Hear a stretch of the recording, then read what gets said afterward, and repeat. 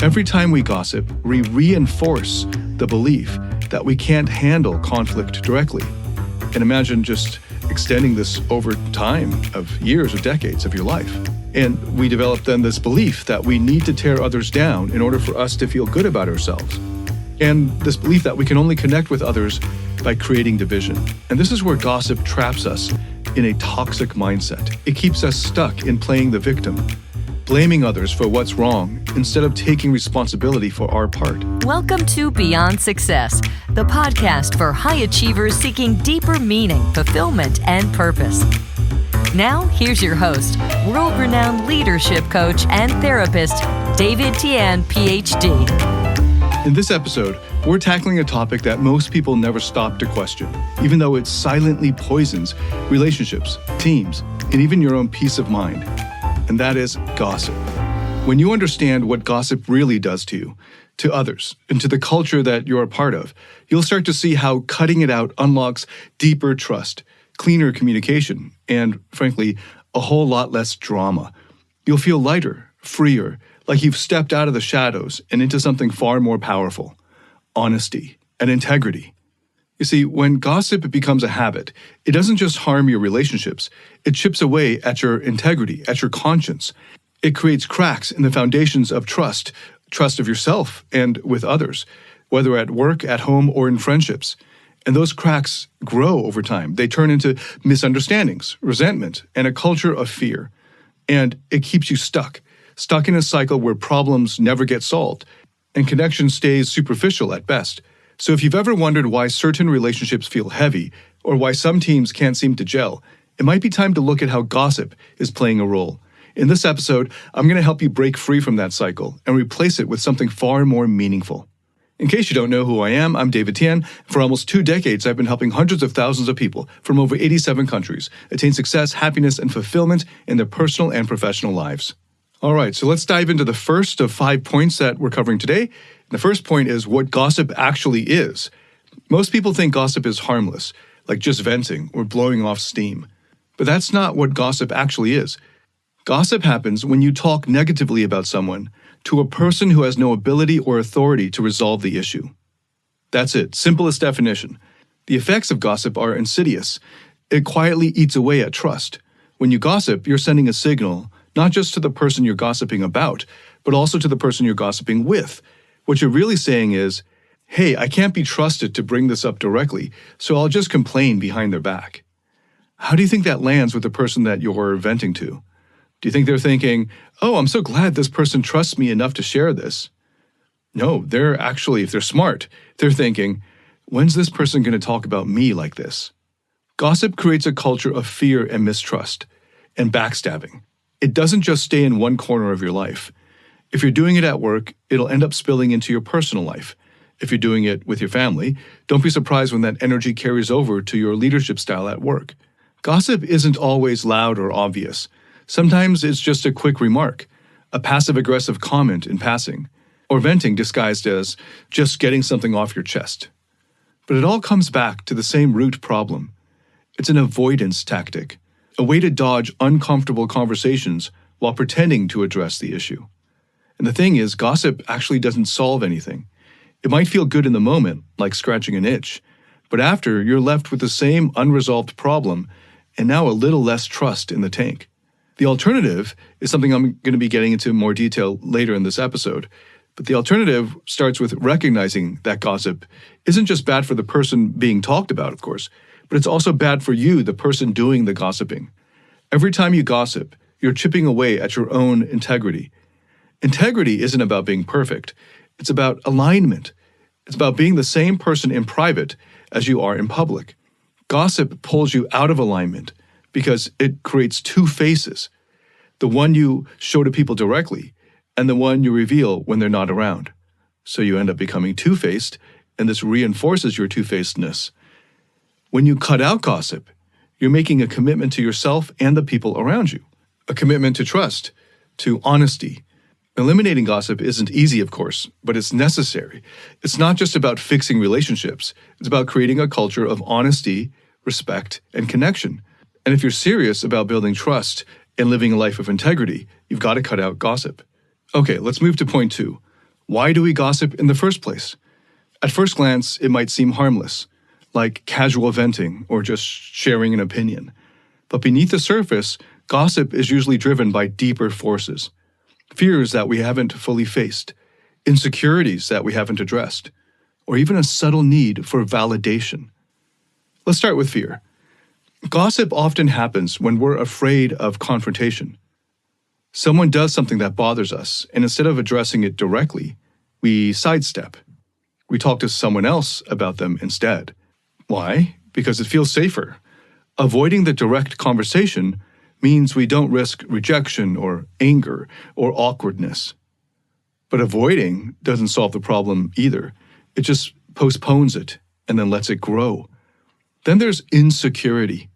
Gossip can be a quick way to feel superior or to take back a feeling of control. It's an attempt to shift the focus onto someone else's flaws so that we don't have to look at our own. It's a temporary boost for the ego. But deep down, if you're smart, it leaves us feeling worse about ourselves because even as we criticize someone else, part of us knows it's coming from a place of weakness. And sometimes gossip is about seeking validation. Sharing juicy details or venting frustrations can feel like a shortcut to connection with others. You're looking for agreement, for someone to say, you're right and they're wrong. But that kind of validation is fleeting. It's surface level. It doesn't last. And it doesn't resolve the underlying issue or build anything meaningful. Gossip doesn't just come from these fears and insecurities. It actually amplifies them. Every time we gossip, we reinforce the belief that we can't handle conflict directly. And imagine just extending this over time of years or decades of your life. And we develop then this belief that we need to tear others down in order for us to feel good about ourselves. And this belief that we can only connect with others by creating division. And this is where gossip traps us in a toxic mindset. It keeps us stuck in playing the victim, blaming others for what's wrong instead of taking responsibility for our part. It lets us avoid discomfort in the short term, but the long-term cost is our own trust, self-respect, and peace of mind. So how do we break this cycle? Well, it starts with self-awareness. The next time you feel tempted to gossip, pause. Ask yourself, what's really happening here? What am I really feeling and why? Maybe you're upset about something you haven't addressed. Maybe you're jealous of someone else's success, or maybe you're just looking for attention. Whatever it is, name it. Once you identify what's behind the impulse, ask yourself another question. What's the most constructive way to deal with this? Maybe it's having an honest conversation with the person involved. Maybe it's recognizing that your emotions are about you, not them. Or maybe it's just letting the issue go, because in the bigger picture, it doesn't really matter. This practice isn't always comfortable, of course, but it is powerful. Each time you choose honesty over gossip, you build trust with others and, more importantly, with yourself. You strengthen your ability to handle conflict. You show yourself that you don't need to tear anyone else down in order for you to feel good or connected. This kind of shift, of course, doesn't happen immediately, but it's a step towards becoming the kind of person who can lead and live with integrity and connect deeply and handle challenges head-on. A person of courage. Look, we've all gossiped, myself included. It's part of being human. But when you start catching yourself, understanding the deeper motives behind it, and choosing a different path, you can break this toxic pattern. You create space for real growth and stronger relationships. Now let's get into the third point, the cost of gossip. It's tempting to brush it off as harmless venting, but the truth is, it comes with a price. One that's much higher than most people realize. First, let's look at trust. Gossip destroys trust. Every time you talk about someone behind their back, you're sending a message to the person you're talking to. And that message is, I might do the same thing to you. And that's what they're going to pick up if they're smart. Even if they agree with what you're saying in the moment, a seed of doubt is now planted in their minds. They start wondering what you're saying about them when they're not around. And this kind of erosion doesn't stop there. It spreads. A team, a family, a group of friends. Trust is the foundation that holds them together. Gossip cracks that foundation. It creates an environment where people don't feel safe, when they're constantly second-guessing each other. And once that environment sets in, it's hard to rebuild. Then there's conflict. Gossip doesn't resolve it, it avoids it. Instead of addressing the issue directly with the person involved, you're outsourcing your frustration to someone else who can't actually fix the problem.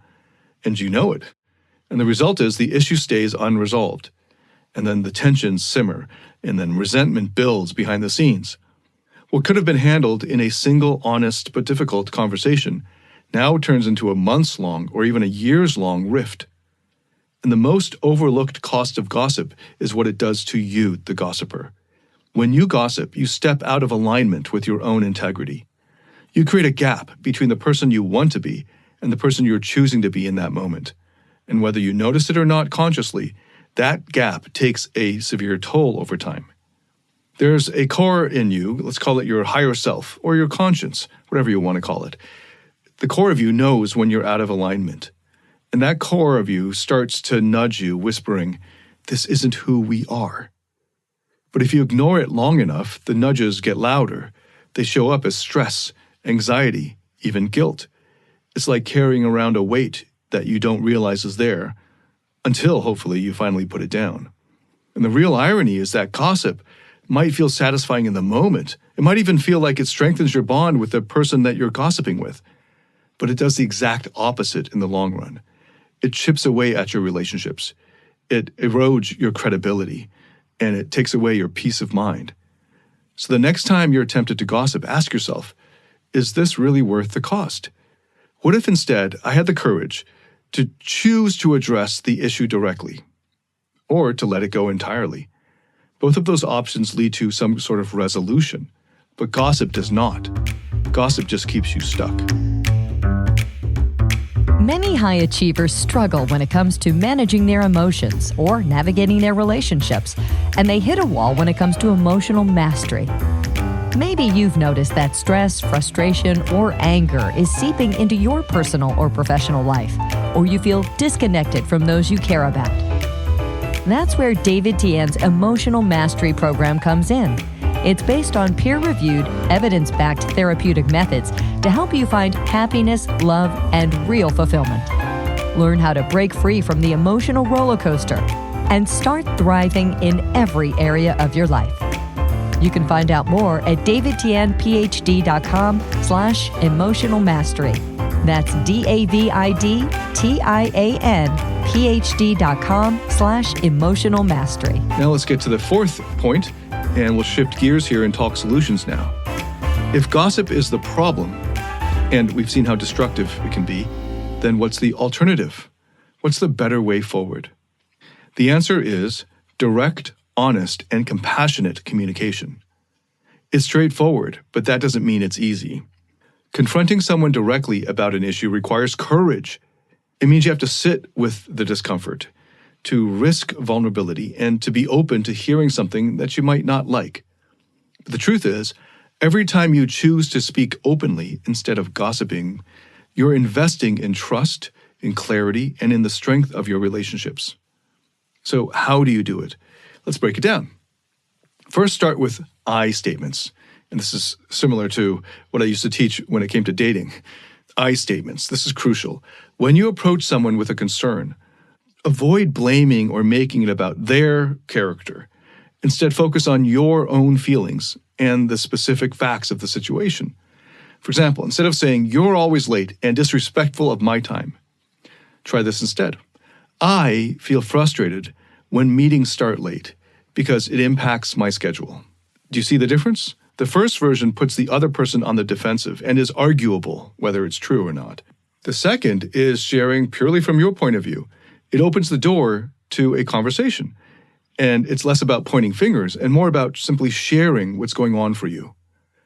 Next, choose your timing wisely. Don't bring up sensitive topics when emotions are running high or in the middle of a chaotic situation. Like the renowned psychotherapist and psychiatrist Irvin Yalom has said, strike while the iron's cold. Wait until things cool down before you bring it up. Find a moment when both of you can focus. And don't underestimate the power of a calm, private setting. A conversation held with intention is far more effective than one blurted out in frustration or anger. Okay, now let's talk tone. And this is where compassion really makes a difference. Directness doesn't mean being mean or harsh or cold. You can be honest and still come from a place of empathy or compassion or just kindness. You can start with something like, look, I really value our relationship, and that's why I want to talk about this. Frame it in terms of a desire for more connection or to improve the relationship. This sets the stage for collaboration instead of conflict. And another key is to stay curious. When we're upset, our brains love to jump to conclusions, like they're doing this on purpose, or they just don't care. But the thing is, most people aren't acting out of malice. Often they don't even realize how their actions are affecting you or how they're affecting others. So instead of assuming, ask questions from a place of curiosity, like, what was going on for you when this happened? What thoughts or feelings were you having when this was happening? Or can you help me understand where you're coming from? These kinds of questions shift the energy of the conversation. They show the other person that you're not there to attack, you're there to understand. I know it's tempting to avoid these kinds of conversations altogether. Most of us were never taught or have had modeled for us how to handle conflict well. But the good news is it's a skill, and the more you practice it, like any skill, the better you will get. And the payoff is massive and necessary for your life fulfillment and happiness. Let me share a quick story. A client of mine, let's call him Sam, was struggling with his team at work. Meetings were tense, communication felt strained, and very little was ever getting resolved. After a few sessions, he admitted that instead of addressing problems directly, he'd been venting to his colleagues about his frustrations. When I asked him why, he said, "It just feels easier. I don't want to rock the boat." But that easier path was costing him. Trust in himself and in the team was eroding, productivity was stalling, and the stress was eating away at his confidence and his sleep. So we worked on changing his approach. I coached him on how to use I statements, on how to ask curious questions, and how to address issues directly and compassionately at the same time. It wasn't perfect right away at first, of course. He had some messy conversations, but as he practiced, things started to change. His team began to open up. Issues that had been brewing for months finally got resolved, and Sam started feeling more confident as a leader because he wasn't avoiding problems anymore. He was tackling them head on. The same is true for all of us. Direct communication isn't just a tool for conflict. It's a way to build stronger, deeper relationships. It's how you show people they matter enough for you to be honest with them, and that you're paying them the respect of assuming that they can handle your honesty. So the next time you're tempted to gossip, take a moment and ask yourself, what's the conversation I need to have instead? Then, have courage and go and have it, with honesty, with curiosity, and with kindness. Now let's bring it all together with the final point. How to cultivate a gossip-free zone in your life. Because the thing is, eliminating gossip isn't a one-time decision. It's a practice, something you choose to do every day in every conversation. And it starts with a personal commitment. The first step is simple. Pause. The next time you're about to say something about someone who isn't in the room, take a deep breath. Ask yourself, why am I about to say this? Is it helpful? Is it constructive? Or is it just venting, criticizing, or avoiding something deeper? And that moment of reflection can make all the difference. Sometimes just pausing is enough to stop gossip before it starts. Hey, but let's be honest, it's not easy. Gossip isn't just about what you say, it's also about what you allow. When someone else starts veering into gossip, what do? It's tempting to nod along and to stay quiet, or even to join in. Instead, try redirecting the conversation. You don't need to call anyone out or make it awkward. Just steer things in a more positive, constructive direction. For example, if someone starts venting about a coworker, you might say instead, "That sounds tough. Have you had a chance to talk to them about it directly?" That one question does two things. First, it shifts the focus from complaining to problem solving. Second, it subtly sets a boundary. It shows you're not interested in gossiping without being confrontational about it. And if you're in a leadership position, whether at work or in your family or within a community, you have an opportunity to set the tone. Make it clear that direct, honest communication is the standard. Encourage open feedback, even when it's uncomfortable. This kind of culture doesn't happen immediately. It takes consistency. But as more people adopt it, gossip will fade. The energy will shift. Conversations will become more productive. Relationships will deepen. And trust, the foundation of any strong connection, will grow. And the payoff is living gossip-free doesn't just benefit the people around you. It transforms you. When you stop gossiping, you align your words with your values. You show up as someone who's trustworthy, someone who doesn't need to tear others down to feel good. And that kind of integrity has ripple effects in every area of your life. Living with a clear conscience is a reward of its own. Think about the relationships in your life, your closest friendships, your most important professional connections, your family. What would those relationships look like if gossip were completely off the table? How much lighter would they feel? How much stronger could they become? This is the power of a gossip-free zone in life. It's not about perfection, it's about intention. Making a choice, day by day, to live with honesty, to lead with compassion, and to build trust in every interaction that's important to you. So here's your challenge. Start now, today. Start pausing before speaking about others. Redirect gossip when it comes your way. And notice how the quality of your relationships begin to shift. Okay, let's recap what we've covered today. First, we define gossip for what it really is. Talking negatively about someone else to a person who can't resolve the issue. It feels harmless in the moment, but it erodes trust, it creates drama, and it keeps real problems unsolved. Next, we explored why we gossip. It often stems from fear or insecurity or the need for validation. It's a way to avoid tough conversations or to mask your own feelings, but it ends up making us feel worse in the long run. Then we looked at the cost. Gossip breaks trust. It perpetuates unresolved conflict, and it chips away at your integrity.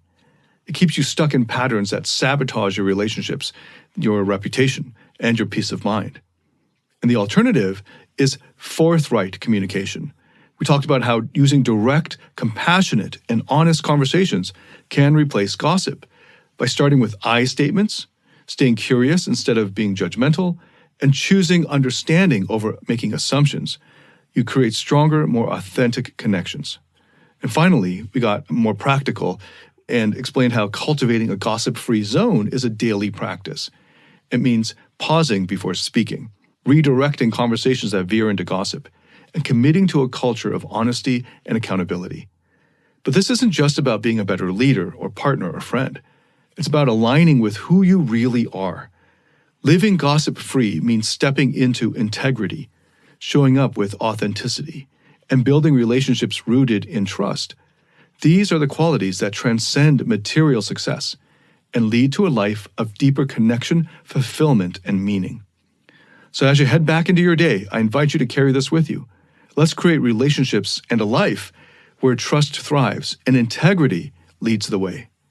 Thank you so much for listening. As of the recording of this, we're coming into the new year, so Happy New Year and welcome to 2025. I look forward to growing with you together in 2025.